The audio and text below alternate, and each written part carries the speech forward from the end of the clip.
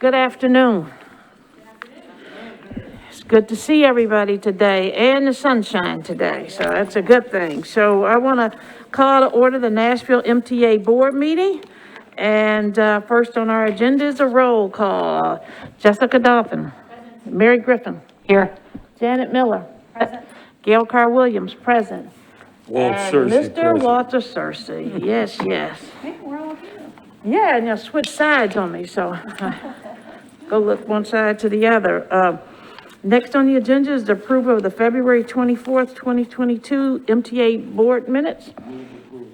I have a motion for approval. Is there a second? Second. There's a second. Is there any comments? Hearing none. All those in favor say aye. Aye. The motion carries. You have minutes. Thank you very much. Next on our agenda are public comments. Darius Knight.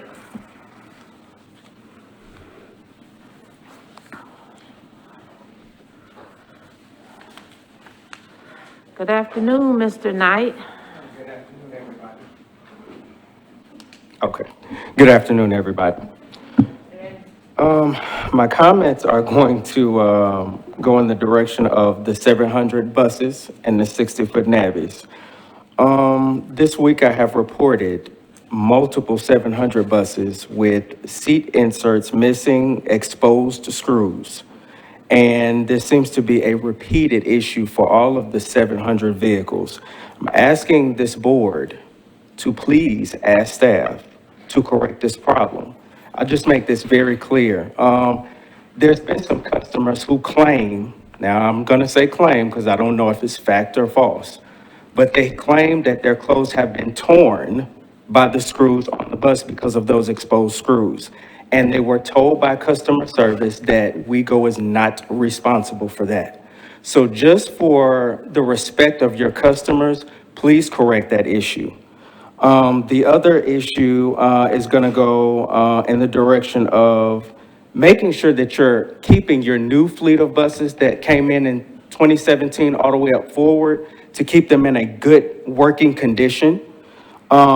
Next, the website is not user-friendly. I had to reach out to staff yesterday about many issues with the new schedules going up, and they got them corrected, but now they've had to take down the schedules for the new change that happens in a few weeks. The next comment is going to be about making sure that you keep your veteran bus operators in a good standing. Some of them are not too pleased at the fact that they did not get a raise of some sort, and they feel like the only focus is to retain new drivers and bring new people in. So there's a great number of bus operators that are planning to leave within the next 8 to 24 months. I have family members who are part of that crew. I've tried to convince them to stay, but they've pretty much had enough. There's a lot of stuff that has been going on for years that agitate them, and it is still going on from what they claim. So I just would ask this board to please be more active and proactive with the bus operators and as well as with the actual customers. When you all have time, I'm not gonna ask you to do this every single month or every single week, but please take the time to go down to Central sometimes. And if you have an hour or 30 minutes or so, please go down there and talk to the bus operators and the customers to find out what their issues are, because most customers are not coming to this board meeting. Thank you. Thank you, Mr. Knight.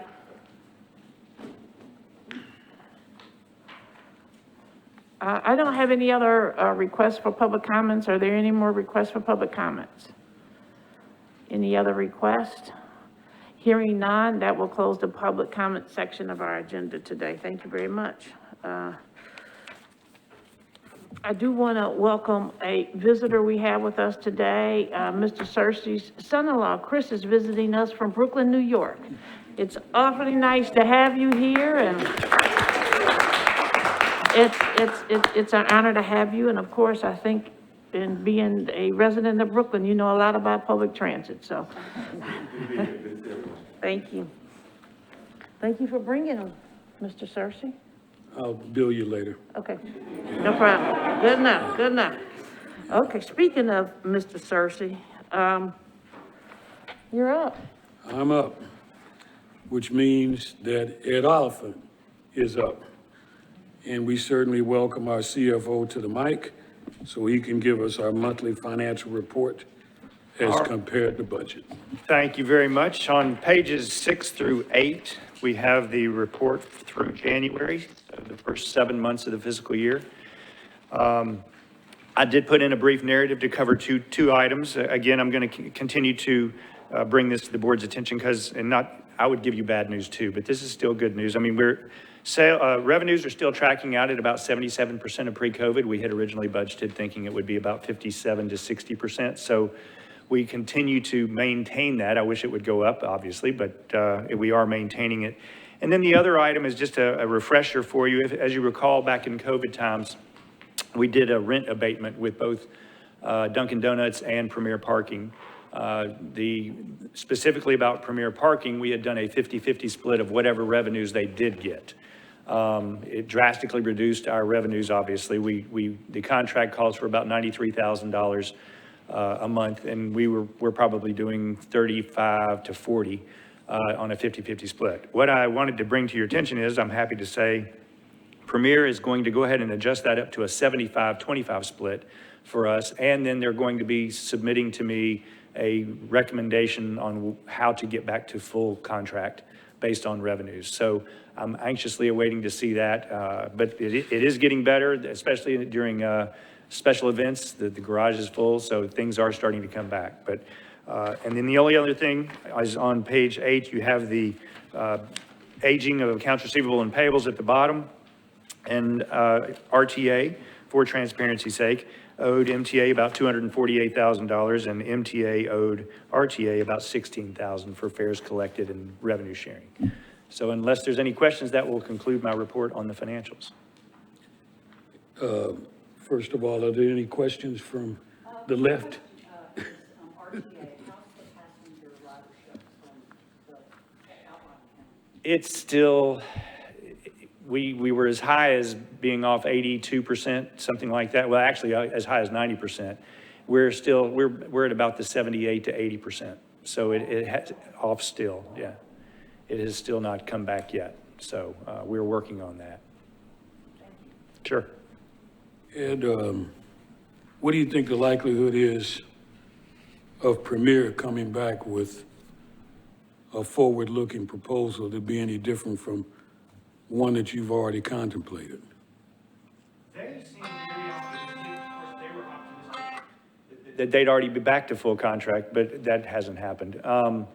I think basically they're going to say, he has mentioned to me that the trigger, I guess, for lack of a better word, would be at about, when they get back to about $115,000, then they would, once they hit that trigger, then they would stay at the full contract. So it just depends on how quickly that is. And based on what I told you earlier, if we're getting a 40 right now, that means they're already at 80 because we're on a 50-50 split right now. So Got it.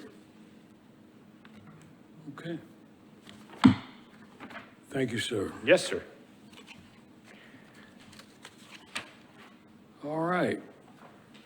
You're going to lead us on the acquisition of the new buses? No, audit services, page 9. Oh, I'm sorry, yeah. Thank you very much. That's right. The audit service. Yes, sir. On How do we page, avoid the audit service? no, you can't. It's music to my ears. No, it's Yes. actually not. On page 9, we have an action item for the board to consider. Every 5 years, we go out to bid for external audit services. As you know, Crossland is the current external auditor and has been for a while. We did go out to bid in January. We did direct mailings to potential audit firms. We advertised the paper. We posted on the website the very typical ways of going about the RFP. And we actually had 5 firms express interest, but only 2 actually submitted, which is actually kind of disappointing. I would much rather have more competition. And when we did go back to talk to them as to why they didn't, a lot of them, one of them didn't like our contract. Sorry, can't help you there. Another wanted to do it all virtually. That No. really didn't work for me. And then actually, some of the firms that we did send to were not, they do, I don't want to get too deep in the weeds. They do reviews and things like that and not full audits. So we have no way of knowing that until we get a response from them. So that was some of the reasons. But the evaluation committee of Steve, myself, Shelley, and Janet did do an evaluation and looked at both firm. We did, the other firm that did put a proposal out was a company called Markham out of Providence, Rhode Island. They do have a local office for staff, but once we went through both proposals, mainly related to cost, the evaluation committee selected Crossland again. One of the concerns, as this board has expressed before, is that there's at least a new partner on the job to give fresh eyes to the audit.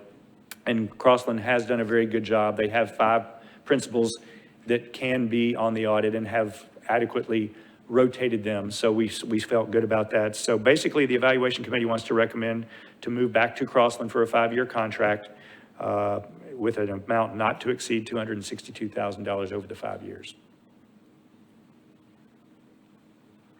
Queries?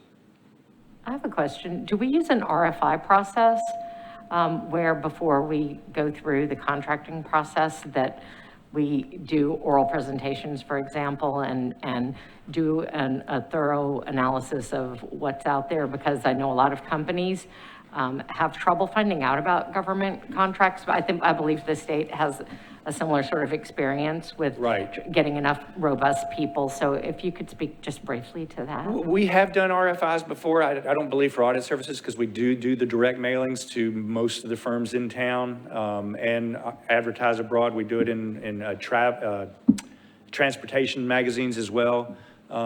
We try to get our word out as best we can, but I have made some phone calls asking why. I mean, like Kraft, for example, or PricewaterhouseCoopers, which I used to be a part of many moons ago.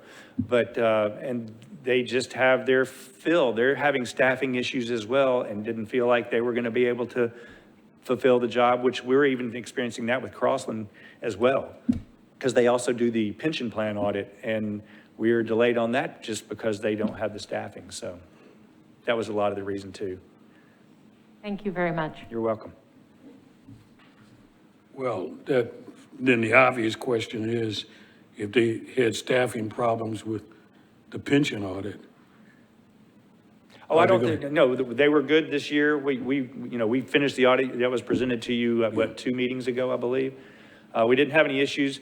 I think it's more that the pension audit, it's the first year for them to do the pension audit, so it takes a little bit longer, and we're in the March, April timeframe for accountants is just unfortunately it's a very tough busy. time, Yeah.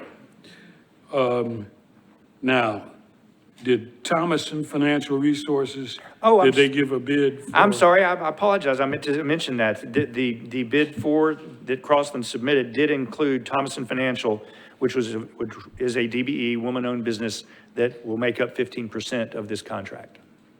Did she bid on the whole? No, she only enchilada? did it as a DBE to work with Crossland. Okay. Now, how many other DBEs did we, There were no other DBEs. There were no- Markham did not have any proposal for DBE, okay. so. But, I mean, did we have any other DBEs that? Oh, no, sir. Bid on the, No, sir. Not even of the Okay. 5 that were interested they weren't DBEs. okay. All right. And the recommendation is? The recommendation is for the board to approve a contract naming Crossland as our external auditors for the next 5 years for a price not to exceed $262,000. Now, if for some reason, their 15% partner drops out, will that be a problem with the That wouldn't be a problem. contract? They would find another. They've been good. Kim has been a part of the audit probably for the last 10 years, for the last 2 contract periods. And it was another DBE prior to that, which they could probably go back to. I don't think we're going to lose Kim, though. Okay. Yeah. She likes us. Well, if she likes you, Ed, then that speaks volumes for her. We don't know the content of it. We don't know the content of it. Well, let's not go there. All right, we heard the staff recommendation. And the chair then recommends that we follow it and pass that to the board for its consideration. Thank you, Mr. Searcy. There is a recommendation from the Finance Committee that we enter into a contract with Crossland for external audit services, not needing a second. Is there any further conversation? Any questions, any comments? Hearing none, then we will call for the vote. All those in favor say aye. Aye. Any opposed? The motion carries. You have audit services. Thank you very much. Thank you. All right, now we'll hear from our distinguished Chief Administrative Officer as she takes us through the acquisition of new transit coaches. Yes, sir. Thank you. Well, I know that this board is well aware of our continued efforts to update and improve our fleet. We know that it's an aging fleet. We've had an opportunity to get some new buses in here. And again, we are dealing with supply chain issues like the rest of the country, but we're really excited because we have an opportunity to purchase 20 40-foot transit coaches through a contract assignment with Washington State. So this is a really good opportunity for us to get 15 buses that would replace retired fixed service vehicles and 5 additional ones for our service expansion under the Better Bus Plan. So again, we'd be looking at a total of 20 additional buses. Our Director of Maintenance, Carl Rokas, can answer any technical questions about these vehicles, as I don't drive the buses or do anything with operations. But at this time, we would request your approval to move forward with this purchase. If you'll notice in your staff report, we do reference a first transit audit that we were waiting on. That has been finalized as of March 17th, and the purchase does comply with all federal pre-award requirements. So if we were to go forward with this contract, we could actually expect these vehicles by the spring of 2023. So again, if you have any questions for Carl, he's happy to entertain those at this time. Or me, I can try to answer some. Carl, did you do a good job? Oh, yeah. All right. You have anything you want to add before we ask either one of your questions? No, not at this time. Okay. Folks? So by acquiring them from the state of Washington, it allows us to get in line from those coaches that will not be purchased from the state of Washington, is that right? Correct, Okay. correct, yes. I have a question, and it's about the new flyer, and I think we probably ought to separate these out into two conversations, so we're good to, proceed here. But Walter, I'd love a quick update, because I know you've been really involved. So maybe after we do this, we can be updated on that, because I know we've all followed that very carefully. Yeah. Be happy to. Okay. Okay. Well, again, our recommendation as it relates to this is that we be given approval to move forward with the purchases outlined in the staff report. And these buses will also come with the general maintenance plan that all the other ones come, just because it's coming through Washington State doesn't change any of that, correct? Okay. Correct. All right. Well, hearing the staff recommendation, ditto from the committee, and we recommend it to the board. Any further discussion? Any other questions? Well, being a recommendation from a committee not requiring a second, I will call for the vote. All those in favor say aye. Aye. Any objections? Any abstentions? Hearing none, the motion passes. We have new buses. Yay, thank you. Thank We you. shall expect new buses. We are now in line for new buses. Madam Chairperson, the Vice Chair has asked me to address the new flyer issue. Please. Okay. The new flyer issue is all but resolved at this point.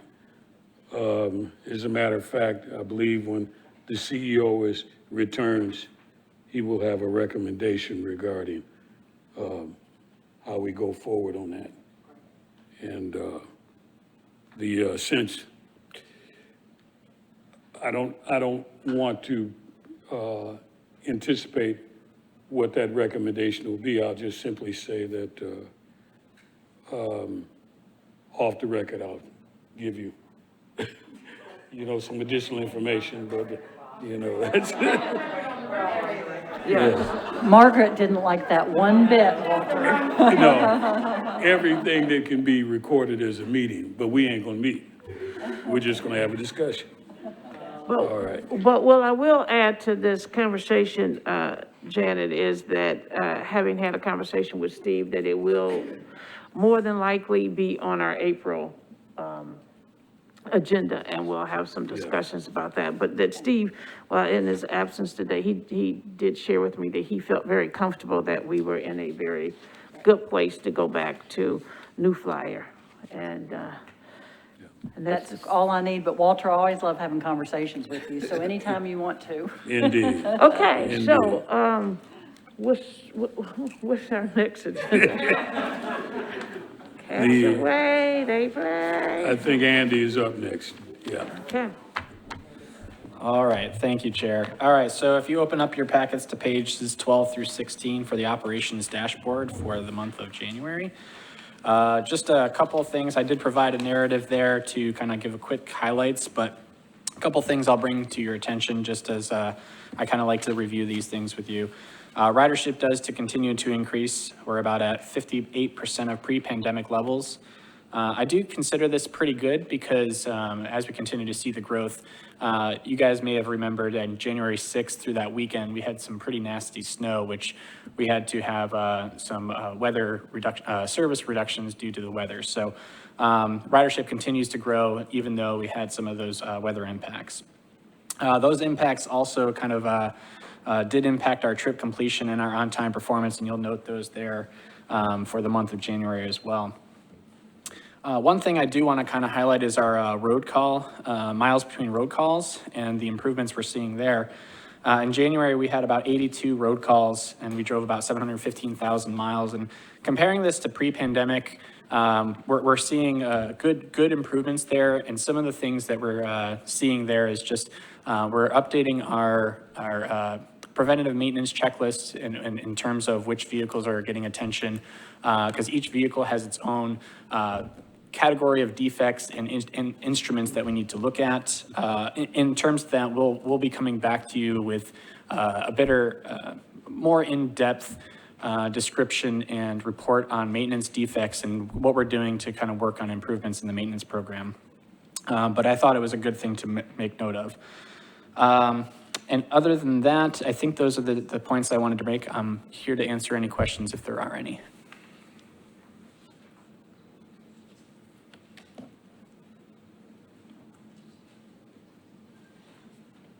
My only question or comment is, it's going to be interesting. By the time we get to this summer, I would imagine we're going to be at a place where we know how this thing's going to shake out for the long term, right? Yeah, I think, just kind of watching the trends. And again, I think we're still just curious on how return to work policies are going to really impact our ridership. I think everybody in this room can understand the traffic congestions that are continuing. And I think it's kind of hit that, like, this is our quote unquote new normal. But until a lot of these agencies start really taking a good swing at their return to work policies, I'm not going to say I have the crystal ball, but I think we're kind of seeing what our trends are going to be looking like. That being said, some things that we're looking at with our RTA services when it comes to the commuters, that's a lot slower coming back than our MTA services.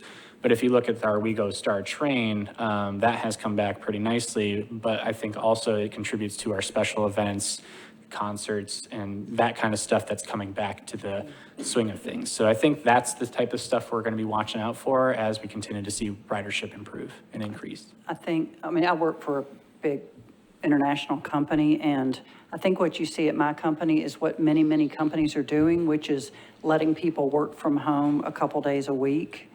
And it's not about COVID anymore. It's about keeping your employees because they like it. Yep. So I think I would be shocked if we get back to 100% because you think about so many companies taking 2 out of 5 days at Yeah. home. I just think that probably is, Yeah, and I agree, and I think there's also the strategies of how are we, providing for more choice riders, right? We have folks that are a necessity to transit, but there are folks out there that could potentially choose to ride transit, and that's where the importance of our service change plans, how our frequencies, our availability on weekends, nights, and other types of times throughout the day to really improve the functionality for those choice riders. great, thank you. Okay. Anybody else? Well, thanks, Andy, for your presentation. Thank you, We Chair. always appreciate it. All right, that all but concludes the work of the Operations and Finance Committee, but we do, as we always want to do monthly, is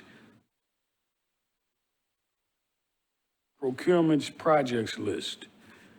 And please, as we have asked in past months, to, if you are aware of DBE, women-owned, minority-owned businesses that are in any of these categories, please refer them to staff so that they can make certain that they are contacted in this regard. I was scanning this earlier today, and certainly real estate services, again, I've stressed this in the past, particularly in the dollar amount category we're looking at. That's a sweet spot for minority vendors and women-owned vendors. And that's something that we certainly want to take a look at. All right, with that, I pass the gavel back to the chair. Well, thank you, Mr. Searcy, and I will quickly pass the gavel over to Ms. Miller. Great, thank you, Madam Chair. So we have one item on the new initiatives and community engagement committee to vote on today, and a presentation.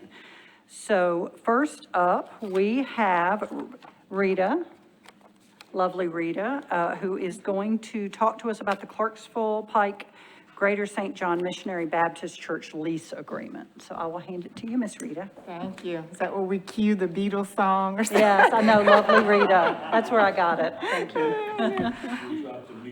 Right. Well, thank you again. I guess I'll continue to be the bearer of some good news for our agency. As all of you know, the North Nashville Transit is definitely underway.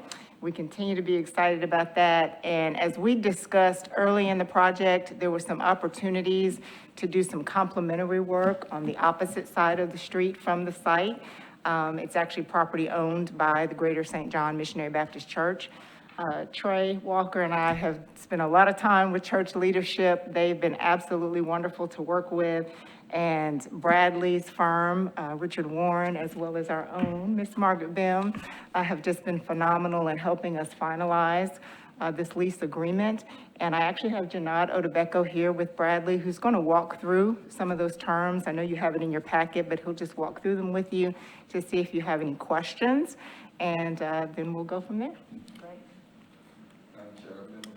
Welcome. Welcome. Thank you. I'm excited to have had the opportunity to work with the MTA on this project. I know it's a big deal, and I'm glad to see it come together. This ground lease is a complementary part of the larger North Nashville Transit Center project. As Rita mentioned, it's across the street from the main project, but allows for some kind of complementary outgoing traffic services. It's a standard ground lease, standard terms. We don't take ownership of the property, but we have the right to use it. It's about 7,500 square feet, the property, or about almost 2/10 of an acre. This is a 50-year ground lease with 2 options, so with 2 additional 10-year options. For the first 10 years, I believe the rent that we would be paying is $17,500, which would be paid annually, lump sum at the beginning of April, and that amount goes up 15% every 10 years. That amount is the market value for a lease for that property as kind of determined by the FTA. If there's anything else of importance, I'm happy to answer any questions anyone has with respect to the lease or the terms. My only question is, I'm sure there will be sufficient crosswalk and safety taken care of so that people Correct. aren't running out in the street. Correct. Trey's team, again, has just been a part of this. I've been helping him just navigate and design, and so all of that will be planned. That's another reason why we wanted this extra piece of land to help make those additions even better. Right. And so it's just, one of the things we talked about to the church leadership was wanting to do this almost as you look in a mirror. We have this wonderful new transit center across the street. You want to look in that mirror and see something just as good or as complimentary across the street. So absolutely, all those amenities, for our typical bus stop will be there. The church leadership, when we first started the conversations, had a few key things they wanted to talk about. That was obviously the cleanliness and upkeep of the site. There is currently a bus stop there. And as you all have heard, Steve talk about before, we want to be the kind of agency that gets out of just having a sign and a pole stuck in the ground. We want to make it a great experience for our riders. So this is an opportunity to really bolster and improve the existing bus stop on that side. So we gave them assurances about that. And then the other thing, as you'll see in your staff report, was the relocation of the church sign. I don't know if you all recall when we took a field trip out there, the way the church sign sits. It's kind of low, but the members and people can see it. But once we make our improvements, the church leadership wanted to be sure that their sign could still be seen. And Trey, again, has been great in working with them to make sure we keep their church looking the way they want it to look as well. Great, thank you, Rita. Okay. So if there are no other questions, we do recommend that the board give our CEO the authority to enter into this long-term ground lease so that we can move forward under the general terms outlined in the staff report. Walter? Question, but a comment. Being part of the leadership of an African-American church, I want to salute you in being able to negotiate this agreement because,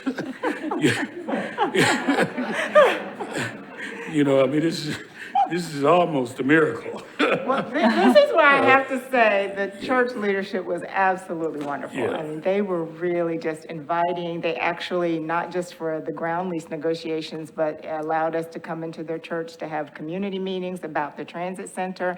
And when we were first beginning conversation, before anything was a done deal, if you all remember Amber Gooding, she and I actually met with the pastor, Pastor Herbert Brown, who's actually retiring in April. So Trey and I are going to the retirement service. He came out there and we just walked him through what we hope to do. So they have really been an integral part of this project from the very beginning and very excited about it. But yes, Bradley, Margaret, everybody has just been wonderful, but the church was very, very great to work with. If I may, Madam Chair, I want to use this opportunity to give Rita a ton of credit. She's been a great ambassador for this and working with the church and with us and helping this deal come together. It helped that we had just done a ground lease across the street, and I think the church had a lot of confidence in the process, but Rita was a huge, huge plus. Amen. Yay, Rita. Walter, this group likes a challenge, so we're coming after your church next. Yeah, well, I'm about to retire, so that'd be all right. Other questions?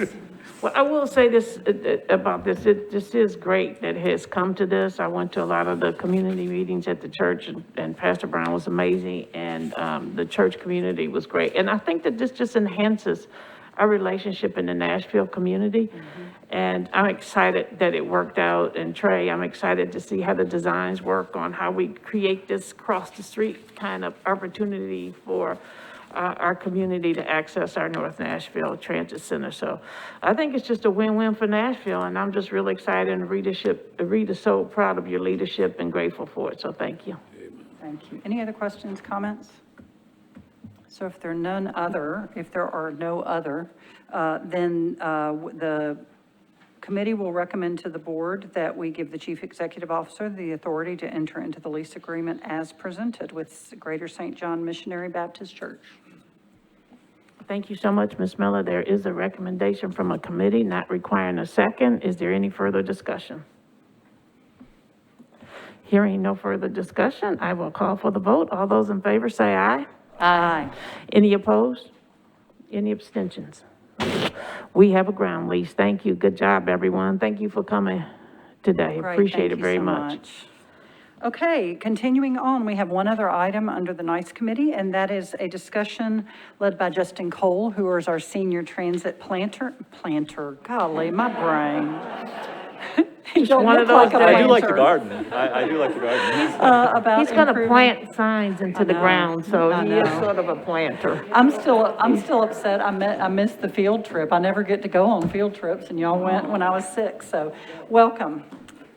Thank you very much. Good afternoon. Well, following up on Rita's earlier comments about how we want to improve the passenger experience at our bus stops and move beyond just the signpost on the side of the street, I'm going to speak to you this afternoon about another way that we're trying to do that. So we've talked in the past about the establishment of our transit design guidelines and about some of the ways that we've been implementing them through our capital budget with projects like the Nolensville Pike project. Today, I'm going to talk about another avenue that we have towards improving our bus stops, and that is through working with private developers. So today, I'll go through an overview of kind of the background and our involvement in the development review process, talk about where transit is being incorporated into new development, where it's not, and then raise a few considerations moving forward. I'm eager to get feedback and happy to answer questions at that point. So to give you some background, the picture on the screen here is a stop on 3rd Avenue, actually on the Route 9. And this is an image from 2014, what the stop looked like. So you can it's kind of hard to see it, but it is, just a sign on the sidewalk there. There is a sidewalk, so, and it appears that it would meet ADA accessibility requirements. But that's basically it, nothing too special. Obviously, a lot of development has been happening in Germantown over the past 10 years. So this is what that location looked like in 2018 after the construction of some new apartments there. You can see a number of really nice improvements to the right-of-way and a new sidewalk that's set back from the street a little bit. You can see some nice street trees there. Unfortunately, what you don't see is that landing area for folks to board our bus, much less an improved waiting area for our riders. So this is really what we're trying to avoid. And so over the past few years, we've been engaged in conversations with the Metro Planning Department and with the Nashville Department of Transportation on ways that we can be involved in development review process and incorporate transit into new development. Now, I will say that with the current legislation, there is nothing that would require a developer to provide a transit stop. So there is legislation that says that developers have to provide sidewalks in line with the city's major and collector street plan. There are, in some cases, requirements now to provide street trees. There's nothing like that for transit stops. That being said, there are several avenues that we have to condition transit stop improvements. The first of those is through the specific plan approval process. So specific plan is just a type of zoning that's not your traditional zoning, but it's where the uses and design elements of the proposed development are set specific to that development, usually in cooperation with the council member and the community. But that specific plan approval process provides an opportunity for us to work with the Nashville Department of Transportation and the Metro Planning Department to work in our transit stop as one of those required design elements.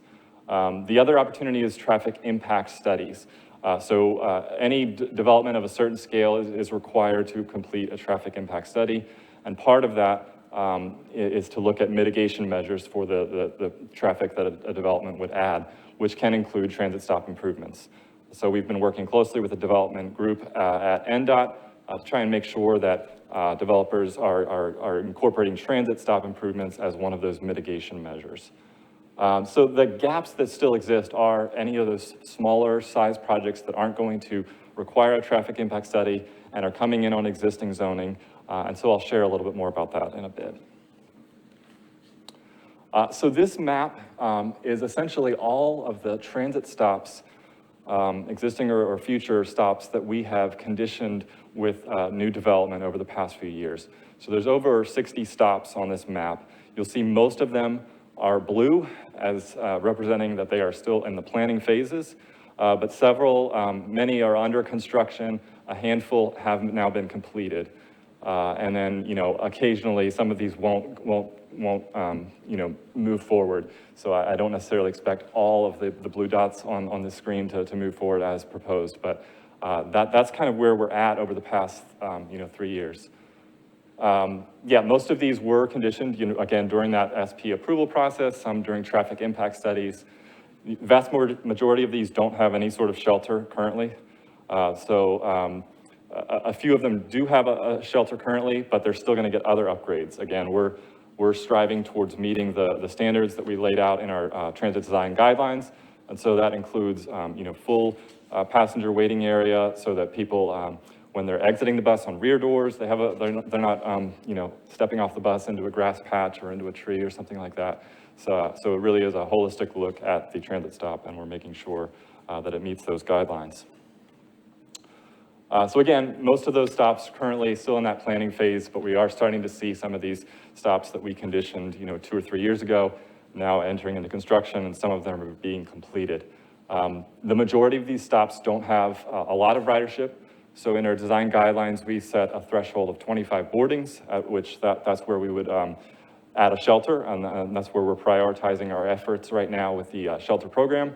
Most of these stops have fewer than 20 boardings now, but that's also not entirely, unsurprising if there's not development there now, which in many cases there isn't. And so in many cases, these new developments will bring ridership generators such as retail, apartments, things that we might expect to generate new ridership. So I'll go through a few examples here. So this is just a project on Lebanon Pike that came through in the past year or two. They submitted their site plan. This was going in SP zoning. Also had to do a traffic impact study. We worked with the planning department and with NDOT to make sure that they incorporated our transit stop there right along their frontage in line with our guidelines. So this is another example. This one's a little bit different in that the development for this one is on 4th Avenue, and it's actually kind of across the street and down the street a little bit. But one of the things that, through these processes, we're making sure we recognize the fact that even if the stop isn't directly in front of the development, the nearest stop that serves that development is where we want to be focusing our attention. And so in this case, that stop is definitely in need of some improvement. There was also some pedestrian infrastructure that was lacking connecting to that stop. So we were able to work with NDOT to incorporate not only an improved bus stop, but a new crosswalk, a curb extension that shortens the crossing distance for pedestrians, improves the access to that stop. And this is one of those that has been completed. So this is on Gallatin Pike, the development with the new Publix and some other retailers and some townhomes. So there are now, transit stops on either side of the street here. In this case, we worked with the developer to incorporate those platforms, and then we went and installed shelters once they were finished. To give you kind of some perspective, these stops had very few riders prior to the development being there, less than 5 a day. I just checked the latest numbers, and even still coming out of the pandemic, we're at about 20 riders a day at these locations. So that's kind of what I was talking about earlier, in that this new development does often bring new ridership.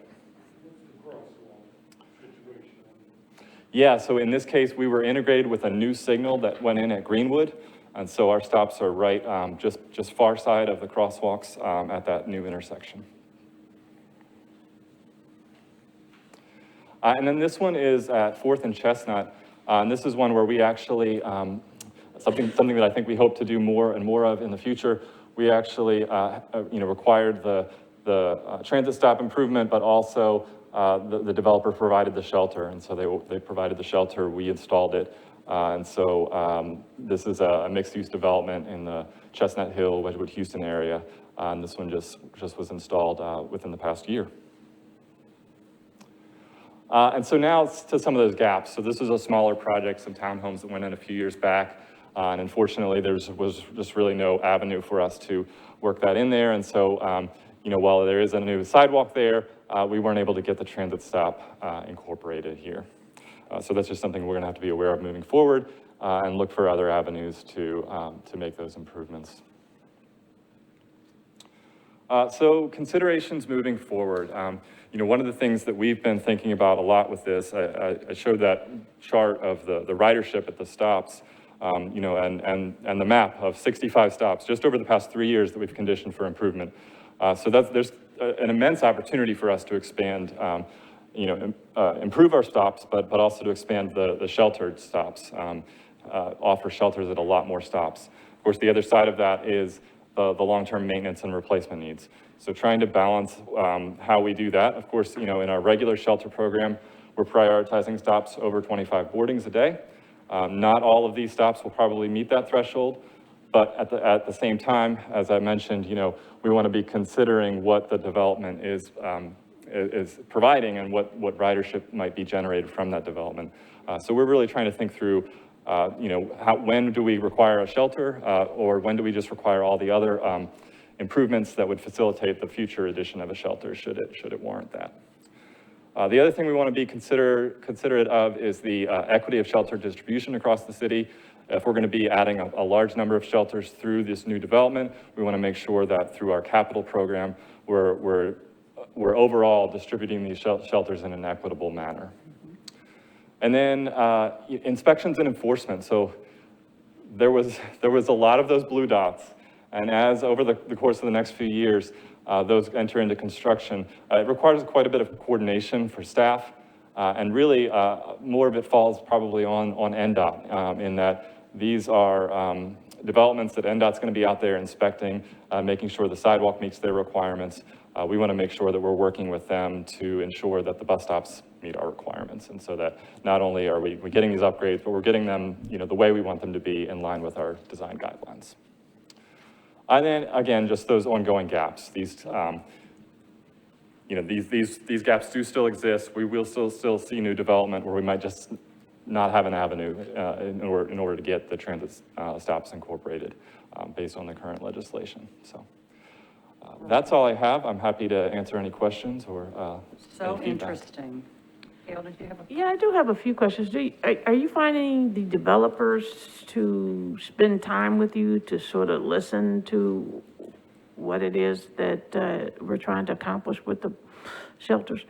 Yeah, I mean, I think we get the full range. It depends on the developer. A lot of the developers are really engaged. We work with some developers, particularly that are involved in building affordable housing, and they recognize the importance of transit, and so they're often very eager to work with us and to provide what we need. But yeah, I mean, I think, a lot of times they're just trying to check their boxes and make sure that they meet every requirement. And so, they're just looking for us to give them what we need. But yeah. And is there any particular part of the city that you find is easier to gain access to and in agreement with where you want to go? So, what I would say, I think when we started to map these, we've been kind of collecting these over the past few years, and when we put together the map, I was a little bit surprised myself at how pretty evenly distributed they are across the city. I mean, there's development happening kind of all over the city, and there are certainly some clusters where there's a lot more activity. But we're seeing a lot of opportunities, along major corridors, all across our system, which is exciting. Well, I'm gonna just say one more thing, and I'm sorry to take so much time. I was sort of driving through the area, the Fourth and Chestnut area, and I think they are building an apartment building on every corner and corners that actually don't even exist.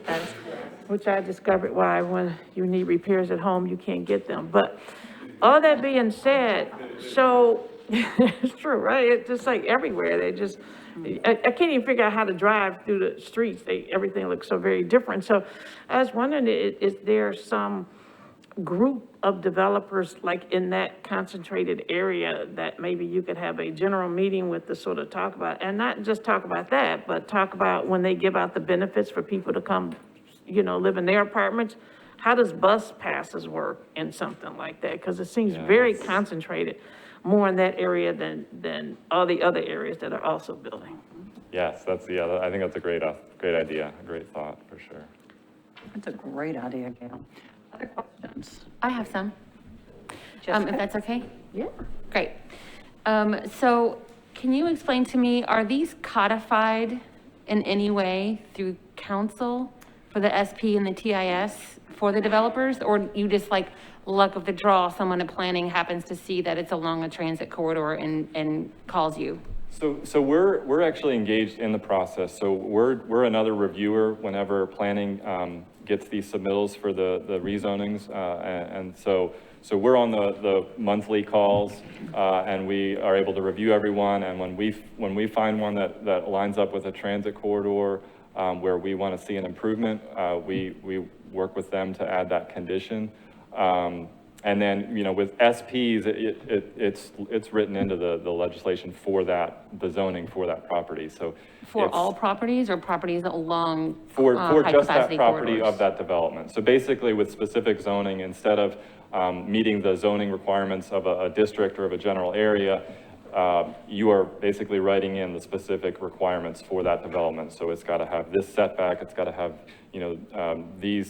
this sidewalk width, all the features associated with that development are written into the legislation for that parcel. Okay. And so that's written in there. With traffic impact studies, it'll just be, incorporated into that study, and we'll just work with Public Works, NDOT to make sure that that's, that's followed through on. Okay, awesome. And my secondary question, if I may, is are these being looked at in terms of today's ridership or projected future ridership where we're headed, given our rapid growth and affordability issues?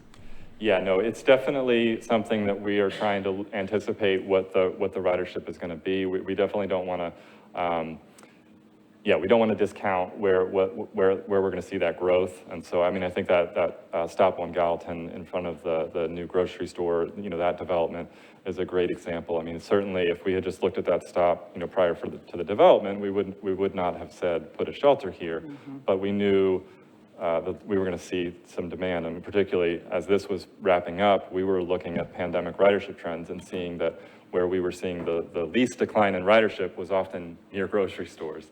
So we knew that we were going to see demand there, and so that's where we put those shelters out. Good, I'm glad that you're paying attention to that. Thank you, Justin. Other questions? Ms. Margaret?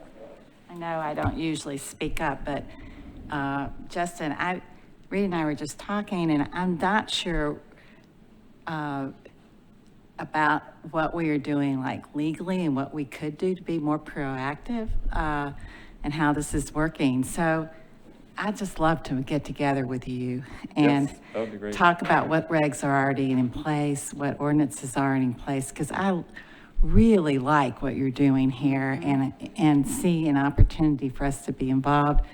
Ask you some questions about MDHA, what we're doing with them with all the development, and just kind of get a little bit more into this because this is a great opportunity for us to be making a lot of headway with the developers. So I just invite you to give me a call and let's talk a little bit. Definitely will. Thank you. Walter? Thank you, Madam Chair. One of the things, of course, and I think Jessica and Margaret's comments are on point, but we've got to get, aside from legislation, we've got to get TDOT involved because many of these corridors are, are under TDOT's jurisdiction. And if we can get them to be our partners in some of this SP zoning and some that are other zoning measures, that would be, I think, an important advance as well. Yes, yeah, and so we are, you know, we're regularly engaging with folks at TDOT, and specifically over the past year, they've been working on a number of projects associated with pedestrian road safety initiative, essentially, you know, safety dollars that are dedicated towards pedestrian improvements. And so we're working with them on a number of those projects, and, you know, no surprise, those often line up with areas of high transit ridership. And so, you know, we work closely with them to make sure that when they're planning a crosswalk project, that we can align our transit stop with that crosswalk project and, you know, ideally get incorporated in there, or just at least coordinate with them so that our projects line up with their pedestrian safety projects. Great point, Walter. Any other questions here? One more follow-up. Sure, you're good. Excuse me. How is staff at WECO handling this? It seems like a lot more paperwork coming your way with complicated design and contracts. I see Felix nodding. Yeah, I'll say it is a lot more on my plate, yeah, and it's more on you know, our transit stop groups plate. They're getting more involved as more of these are moving into the phase of construction or completion, and then our engineering group gets involved some too. I think And that's. I'm sorry, but these are just the ones that you're aware of, right? I mean, these aren't the ones like the gaps that you're talking about addressing and that sort of thing, right? Yeah, so yeah, I mean, and definitely try to keep up with some of the things that might be going on that we don't necessarily review. But yeah, there's a lot of development happening, so I wouldn't be surprised if there's some projects that are you know, underway that I don't yet know about. But Right. yeah. Interesting. Thank you. Mary, did you have a comment? Well, and first of all, all the comments that were made so far are absolutely on point. I feel like, you know, you two were kind of in my brain of what I was thinking. I wasn't sure if I just, some clarity that I think we're looking at riders, and when we look towards the future, you know, so we may be looking at residents in the area, but when we're talking about the mixed use development, how are we looking at what employers might need?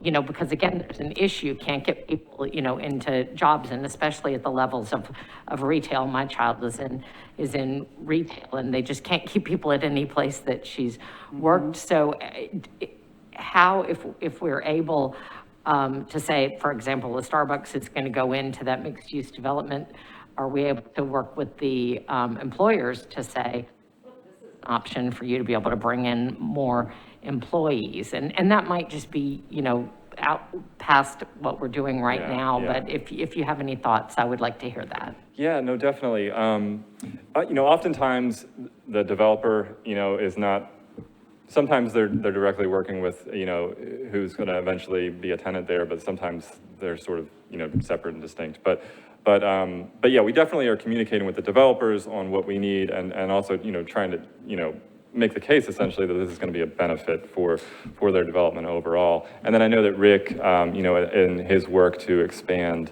you know, the WeGo Ride participation is looking at that. And I think that's definitely something we'll be, you know, coordinating more on in the future. As we see some opportunities, we can, you know, toss them his way. And I would jump in just because I live in this world. I mean, most developers can give you an estimated head count of what's going to occupy, say, an office building, just based on an average square foot per person.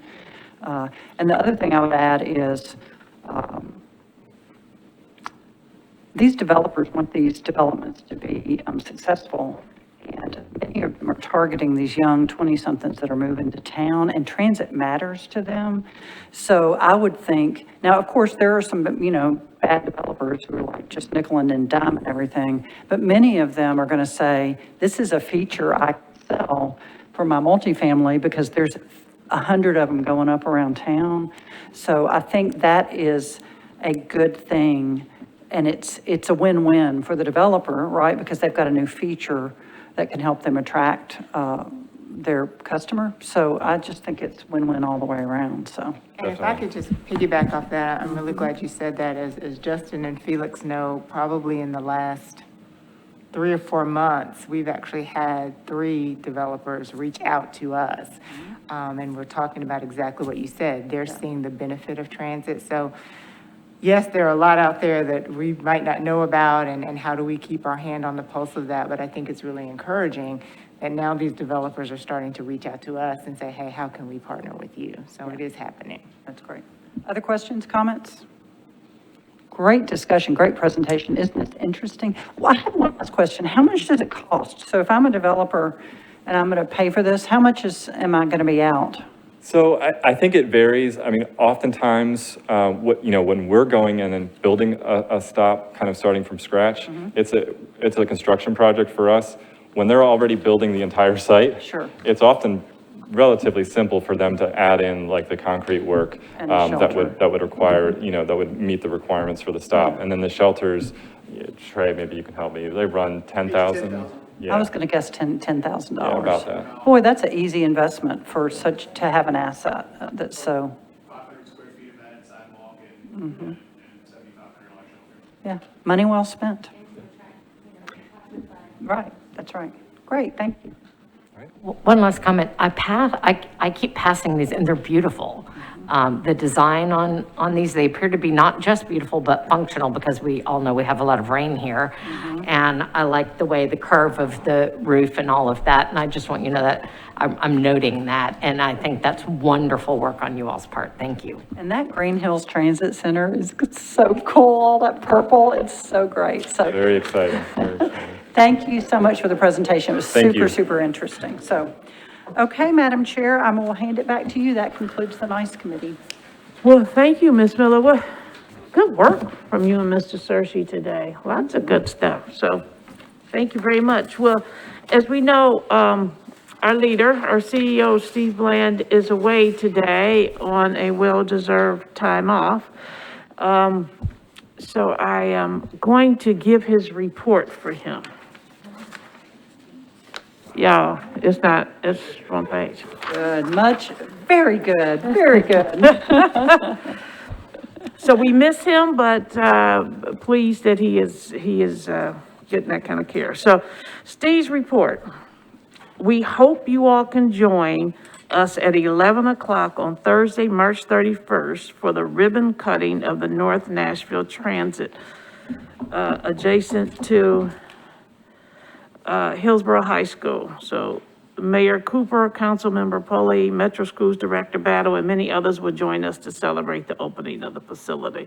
I know that says North Nashville Transit Center, but it should just really be the Hillsborough High School. He needed that time. I know, and I think he must have meant for me to pre-read all of this before I came in here to catch any kind of errors. And now it is disclosed that I did not pre-read it. Or at least I didn't pre-read it out loud, but it is not the North Nashville. But we're going to have a ribbon cutting on North Nashville, and it's going to be awesome, just as awesome as this Hillsborough one. And I'm really excited about that too, right? And I know, Janet, you just mentioned it, and anyhow, we cleaned that up. Let me just... So the next point Steve would like to make, we are working on other transit center projects, continues at a steady pace, which, Rita, you did talk about in your presentation today. There are bid documents, construction bid documents for North Nashville scheduled to be released within the next month. Also awaiting a finding from the Federal Transit Administration on the Hickory Hollow Transit Center under the National Environmental Protection Act. And this determination will be critical in allowing us to advance to a property acquisition and to pursue federal funding opportunities under the new infrastructure law for this facility. We are scheduled to meet with the Mayor's Office of Metro Finance to discuss the fiscal year 2022-2023 operating budget request. That's correct, Ed. And of course, as Steve would always say, he likes to keep us updated on the RTA side. So on the RTA side, Gray Line continues to have issues with operator hiring, and as a result, the RTA has had to keep a reduced schedule of commuter bus service in place. The exception is for the Rutherford County corridor operated by the MTA and for the We Go Star commuter train operated by a subsidiary of RJ Corman. We are currently examining several options to work with Gray Line to restore full service. And that is Steve's report. Well done, well done. And so I'll give my report, and my report is very brief. I am really looking forward to the ribbon cutting at Hillsborough High School, and I have passed by there too. And it looks awesome. I'm super excited about that. Also, the reports today were amazing, and I think it just shows so much progress, and to me, it speaks volumes about the work that all of you do, that even in this pandemic and all the challenges that you have had, and there have been many, you have been able to be visionaries and still sort of see transit, not just for today, but how you see transit in 4, 5, 6 years. And you continue to make these relationships in the community to sort of continue to drive ridership in the future and to also make transit safe for all of our riders and continue to make our drivers safe and keep our mechanics healthy so they can continue to keep our buses going. So I'm really proud of all of you and want to make certain that I share that with you. And I will continue to say, Margaret and Rita, your work together is extraordinary. To be able to have this land lease today is just another example of how well your work has been. And my fellow board members, we're all here today. Everybody's healthy. I am so excited that we are all healthy right now. And all of us are back here in this space together, doing this kind of work. It's always my honor to serve. And with that, if there are no questions, I'll adjourn. We are adjourned. Look at it.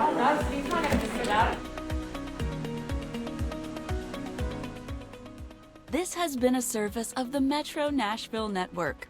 If you would like to see this presentation again, or for more information on this and other programs, visit nashville.gov.